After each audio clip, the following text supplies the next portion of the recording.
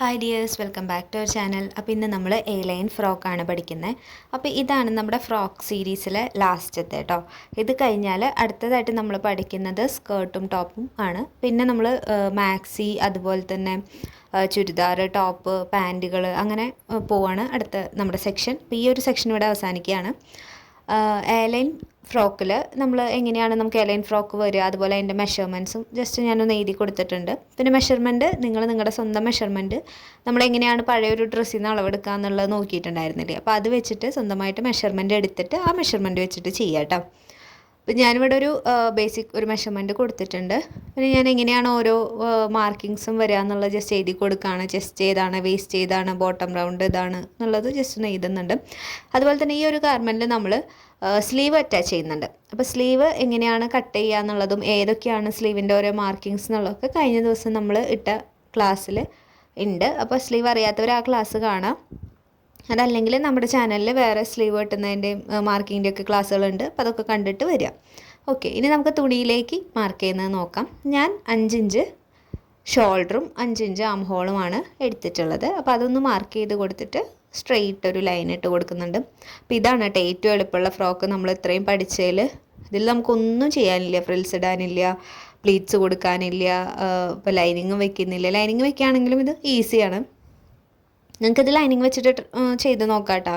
ഞാൻ ലൈനിങ് വെക്കാൻ നമ്മൾ ഡബിൾ ലെയർ ഫ്രിൽഡ് ഫ്രോക്ക് ചെയ്തില്ലേ, അപ്പോൾ ലൈനിങ് വെച്ചിട്ടുണ്ടായിരുന്നു നമ്മൾ. അപ്പോൾ അത് കണ്ടവർക്ക് ലൈനിങ് വെച്ച് എങ്ങനെയാണ് ചെയ്യാന്നുള്ളത് അറിയുന്നുണ്ടാവും.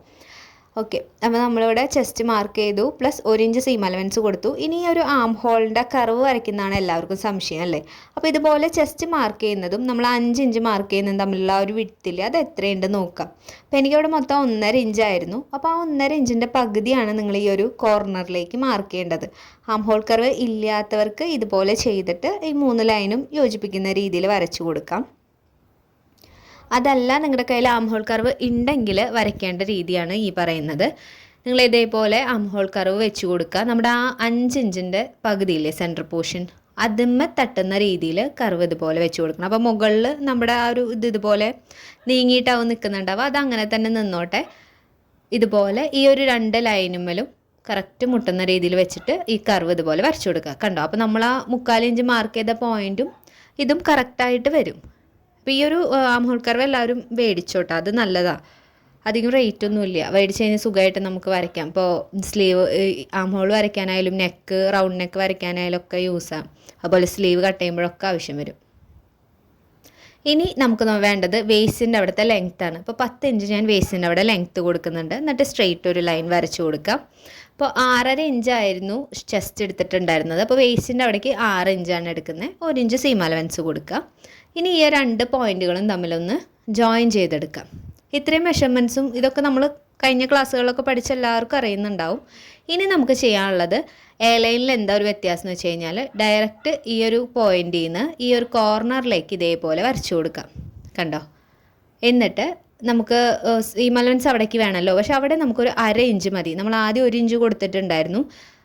വേണമെങ്കിൽ 1 ഇഞ്ച് കൊടുക്കാം, പക്ഷെ അത്രയും ഇടേണ്ട ആവശ്യമില്ല നമുക്ക്. അപ്പോൾ അത് കാരണം കൊണ്ട് ഒരു 1/2 ഇഞ്ചിൽ ഇതുപോലെ വരച്ചു കൊടുത്താൽ മതി. എന്നിട്ട് നമ്മൾ സ്റ്റിച്ച് ചെയ്ത് വരുമ്പോൾ ആ ഷേപ്പ് അങ്ങ് ഇതുപോലെ 1/2 ഇഞ്ചിലേക്ക് ആക്കിയാൽ മതി. കണ്ടോ, പിന്നെ താഴത്തെ വിരിവ് എന്ന് പറയുന്നത് നമ്മൾ ചെസ്റ്റ് എത്ര എടുത്തിട്ടുണ്ടോ അതിൻ്റെ ഡബിൾ എടുക്കാം. അല്ലെങ്കിൽ നിങ്ങൾക്ക് എന്തോരം വിരിവ് തുണി എത്ര വീതിയിലുണ്ടോ അതിനനുസരിച്ച് ഇഷ്ടത്തിന് എടുക്കാം. അപ്പോൾ അത്രയും വിരിഞ്ഞ് നിൽക്കും. അതല്ലാന്നുണ്ടെങ്കിൽ ബേസിക് ആയിട്ട് ഇപ്പോൾ നമ്മൾ 6.5 മാർക്ക് ചെയ്തതിൻ്റെ ഇരട്ടിയോ അല്ലെങ്കിൽ 2 ഇരട്ടിയോ അങ്ങനെയായിട്ട് എടുക്കാം.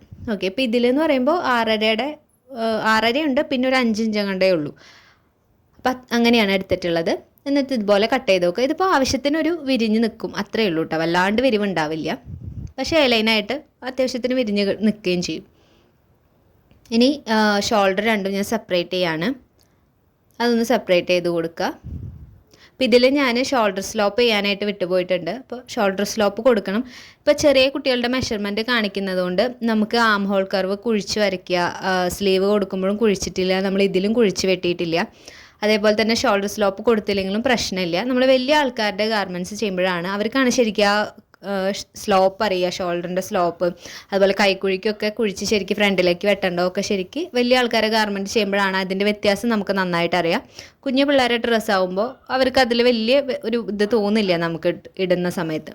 ഓക്കെ, പിന്നെ കഴിഞ്ഞ ക്ലാസ്സുകളിലൊക്കെ നമ്മൾ പഠിച്ചിട്ടുണ്ടായിരുന്നത് റൗണ്ട് നെക്ക് അല്ലേ, ഇന്നും നമ്മൾ സ്ക്വയർ നെക്കാണ് പഠിക്കുന്നത് കേട്ടോ. അപ്പോൾ നെക്ക് മാർക്ക് ചെയ്യുന്ന സമയത്ത് ഞാനിവിടെ 2 ഇഞ്ചാണ് മാർക്ക് ചെയ്യുന്നത്. സെൻറ്ററിലൊരു കട്ടിട്ട് കൊടുത്തിട്ടുണ്ട്, സെൻറ്റർ പോർഷൻ കറക്റ്റ് അറിയാൻ വേണ്ടിയിട്ട്. എന്നിട്ട് 2 സൈഡിലേക്ക് 2 ഇഞ്ച് മാർക്ക് ചെയ്ത് കൊടുക്കുന്നുണ്ട്. വേണമെങ്കിൽ നമുക്ക് ഇതുപോലെ ഒന്ന് വെച്ച് നോക്കാം. നമ്മൾ 1/2 ഇഞ്ചിൽ സ്ലീവ് സ്റ്റിച്ച് ചെയ്ത് പോകും. ബാക്കി അപ്പോൾ നമുക്ക് എത്രത്തോളം ഷോൾഡറിൻ്റെ അവിടെ വരും എന്നുള്ളത് നോക്കാം. താഴേക്ക് ലെങ്ത്ത് ഞാൻ 3 ഇഞ്ച് കൊടുക്കുന്നുണ്ട്. എന്നിട്ട് ഒരു ബോക്സ് ആയിട്ട് വരച്ചെടുക്കുകയാണ്. അപ്പോൾ ഞാനിത് കട്ട് ചെയ്തതിന് ശേഷമാണ് സ്റ്റിച്ച് ചെയ്യുന്നത്. അപ്പോൾ 1/2 ഇഞ്ച് നമുക്ക് സ്റ്റിച്ച് ചെയ്ത് പോവും. അപ്പോൾ മൊത്തം നമുക്ക് ഒരു സൈഡിലേക്ക് 2.5 ഇഞ്ച് വിടുത്ത് വരും കേട്ടോ. മനസ്സിലായില്ലേ? അപ്പോൾ ഇവിടെ ഒരു വേണമെങ്കിൽ നിങ്ങൾക്ക് കൂടുതൽ വേണമെങ്കിൽ 2.5 ഇഞ്ച് കൊടുത്തിട്ട് വെട്ടിയെടുക്കുന്നതുകൊണ്ടും കുഴപ്പമില്ല. 2 ഇഞ്ച് മതിയാവും. ഇനി നമുക്കതൊന്ന് കട്ട് ചെയ്തെടുക്കാം. ഇപ്പോൾ കഴിഞ്ഞ ക്ലാസ്സുകളിൽ നമ്മൾ ലൈനിങ് വെച്ചിട്ട് നെക്ക് ചെയ്യുന്നത് പഠിച്ചിട്ടുണ്ടായിരുന്നു, ക്രോസ് പീസ് വെച്ചിട്ട് ലൈനിങ് ചെയ്യുന്നത് പഠിച്ചിട്ടുണ്ടായിരുന്നു. ഇന്നത്തെ ക്ലാസ്സിൽ നമ്മൾ വേറൊരു രീതിയിൽ, അതായത് ഒരു പീസ്, ഒരു സ്ക്വയർ പീസ് വെച്ചിട്ട് എങ്ങനെ നമുക്ക് നെക്ക് ചെയ്തെടുക്കാം എന്നുള്ളതാണ് കാണിക്കുന്നത്. അപ്പോൾ അത് നമുക്ക് ഇന്നത്തേൽ പഠിക്കാം കേട്ടോ. അപ്പോൾ അതിന് വേണ്ടിയിട്ട് നമുക്കൊരു 2 പീസ് തുണി എടുത്തിട്ട് അതിൽ എങ്ങനെയാണ് നെക്കിന് വേണ്ടിയിട്ട് കട്ട് ചെയ്തെടുക്കുക എന്നുള്ളത് നോക്കാം. അപ്പോൾ നമ്മൾ എടുക്കുന്ന തുണി എന്ന് പറയുന്നത് നമ്മൾ ഈ മാർക്ക് ചെയ്ത നെക്കില്ലേ അതിനേക്കാട്ടും 2 ഇഞ്ച് വിഡ്ത്ത് 3 സൈഡിലേക്ക് ഉണ്ടാവണം. അപ്പോൾ അത് മനസ്സിലാവാൻ വേണ്ടിയിട്ടാണ് ഞാൻ ഇങ്ങനെ വെച്ചിട്ടുള്ളത്. ഇങ്ങനെ നമ്മുടെ നെക്ക് ഇതുപോലെ ഒന്ന് വെച്ച് കൊടുക്കാം നമ്മൾ എടുക്കുന്ന തുണിയിലേക്ക്. ഇപ്പോൾ 2ആയിട്ട് മടക്കിയിട്ടിട്ടുണ്ട് കേട്ടോ ഞാൻ, നമുക്ക് 2 സൈഡ് വേണമല്ലോ. എന്നിട്ട് ആ ഒരു സ്ക്വയർ ഇതിലിങ്ങനെ ഒന്ന് മാർക്ക് ചെയ്ത് കൊടുക്കണം. ഇങ്ങനെ ഒന്ന് മാർക്ക് ചെയ്ത് കൊടുക്കുക. എന്നിട്ട് ആ ഒരു വൈറ്റ് കളർ പീസിൽ അത് മാറ്റി കൊടുക്കുക. കണ്ടോ? ഇനി ഇതിൻ്റെ 3 സൈഡിലേക്കും 2 ഇഞ്ച്, മാക്സിമം 2 ഇഞ്ച് എടുക്കുക. ഇവിടെ 2 ഇഞ്ച് ഉണ്ട്, ഇനി താഴേക്കും 2 ഇഞ്ച് കൊടുക്കുക. എന്നിട്ടൊരു സ്ക്വയർ വരച്ചു കൊടുക്കുക.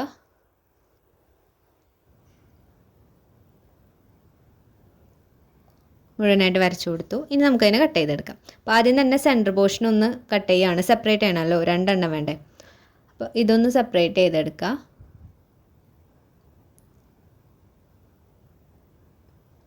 നമുക്ക് ആ ലൈനുമ്മ കൂടെ ഒന്ന് മാർക്ക് ചെയ്ത് കൊടുക്കാം. ഓക്കെ, ഈ ഒരു 2 പീസ് വെച്ചിട്ടാണ് നമ്മൾ നെക്ക് സ്റ്റിച്ച് ചെയ്തെടുക്കാനായിട്ട് പോകുന്നത്. അപ്പോൾ ഇതിൻ്റെ 3 സൈഡും ഒന്ന് മടക്കി അടിക്കണം കേട്ടോ. മടക്കി അടിക്കുകയാണെങ്കിൽ കുറച്ചും കൂടി നല്ല ഒരു ഫിനിഷിങ്ങിൽ കിട്ടും. അപ്പോൾ കട്ടിങ് സെക്ഷൻ ഇത്രയേ ഉള്ളൂ. ഇനി നമുക്ക് സ്ലീവും കൂടിയും കട്ട് ചെയ്യാനുണ്ട് കേട്ടോ. അപ്പോൾ സ്ലീവ് എടുക്കാനും ഞാൻ ഈ ഒരു സെയിം മെറ്റീരിയൽ തന്നെയാണ്. അപ്പോൾ തുണി 4ആയിട്ട് നമ്മൾ മടക്കി ഇട്ടു. 1 ഇഞ്ച് ഞാനവിടെ മാർക്ക് ചെയ്തിട്ട് വിട്ടിട്ടുണ്ട്. 1 ഇഞ്ച് വിട്ടതിന് ശേഷമാണ് പിന്നെ വീണ്ടും 5 ഇഞ്ച് ഞാനിവിടെ മാർക്ക് ചെയ്ത് കൊടുക്കുന്നത് കേട്ടോ. താഴേക്കും നമ്മൾ അതേ 5 ഇഞ്ച് തന്നെ മാർക്ക് ചെയ്ത് കൊടുക്കുക. എന്നിട്ട് ഇങ്ങനെ ഒരു ലൈൻ ഇട്ട് കൊടുക്കുക. പിന്നെ നമ്മൾ പറഞ്ഞിട്ടുണ്ടായിരുന്നു 3 ഇഞ്ച് മാർക്ക് ചെയ്യാന്നുള്ളത്. ആ 3 ഇഞ്ച് മാർക്ക് ചെയ്തിട്ട് സ്ട്രെയിറ്റ് ആയിട്ട് ഇതേപോലൊരു ലൈൻ വരച്ചു കൊടുക്കണം. ഈ ലൈനിൻ്റെ പകുതി കാണുക. ഇതിൻ്റെ തിയറി പോർഷൻ നമ്മൾ കഴിഞ്ഞ ഒരു ക്ലാസ് ആയിട്ട് ഇട്ടിട്ടുണ്ടായിരുന്നു. ആ ക്ലാസ് കാണാത്തവരുണ്ടെങ്കിൽ അതൊന്ന് കണ്ടു നോക്കിയിട്ട് വേണം ഈ വീഡിയോ മുഴുവനായിട്ട് കാണാൻ കേട്ടോ. അപ്പോൾ അതിൻ്റെ പകുതി സെൻറ്റർ പോർഷൻ കണ്ടു കൊടുക്കുക. ഇനി നമ്മൾ ആം ഹോൾ കർവ് വെച്ചിട്ട് ആ ഒരു ഷേപ്പ് നമ്മൾ വരച്ചിട്ടുണ്ടായിരുന്നില്ലേ, ആ ഒരു ഷേപ്പ് വരയ്ക്കാനായിട്ട് പോവാണ്.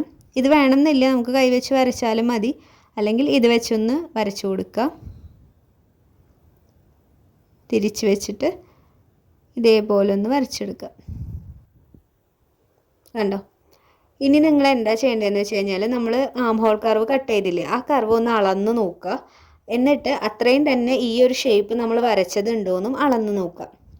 രണ്ടും ഒരേ അളവാണെങ്കിൽ കറക്റ്റ് ആയിട്ടുണ്ട്. ഓക്കെ, പിന്നെ സ്ലീവ് ഓപ്പണിങ് കൊടുക്കുക. അപ്പോൾ ഒരു 3 ഇഞ്ച് കൊടുത്തിട്ടുണ്ട്. താഴേക്ക് 1 ഇഞ്ച് സീം അലവൻസും കൂടി കൊടുത്തിട്ട് ഇതേപോലെ ഒന്ന് ജോയിൻ ചെയ്തെടുക്കുക. അപ്പോൾ നമ്മളിനി കട്ട് ചെയ്തെടുക്കുവാണ് കേട്ടോ. അപ്പോൾ ഞാനിവിടെ 1 ഇഞ്ച് വിട്ടിട്ടാണ് മാർക്ക് ചെയ്തിട്ടുണ്ടായിരുന്നത്. അപ്പോൾ അതുകൊണ്ടാണ് ഈ ഒരു പോർഷനിൽ കട്ട് ചെയ്തിട്ടുള്ളത്. ഇനി നമുക്ക് ആ ഒരു ഷേപ്പിൽ കൂടെ കട്ട് ചെയ്ത് മാറ്റണം. അപ്പോൾ ഞാനിത് അളന്ന് നോക്കിയിട്ടുണ്ട്, നമുക്കത് കറക്റ്റാണ് കേട്ടോ. പിന്നെ ഇതുപോലെ കട്ട് ചെയ്തെടുക്കാം. അപ്പോൾ നമുക്ക് 2 സ്ലീവ് കിട്ടും. നമ്മൾ 2ആയിട്ട് മടക്കിയിട്ടിട്ടാണ് ചെയ്തിട്ടുണ്ടായിരുന്നത്. കണ്ടോ? നമ്മുടെ സ്ലീവിൻ്റെ കട്ടിങ്ങും കഴിഞ്ഞു. ഇനി നമുക്കതിൻ്റെ സ്റ്റിച്ചിങ് നോക്കാം.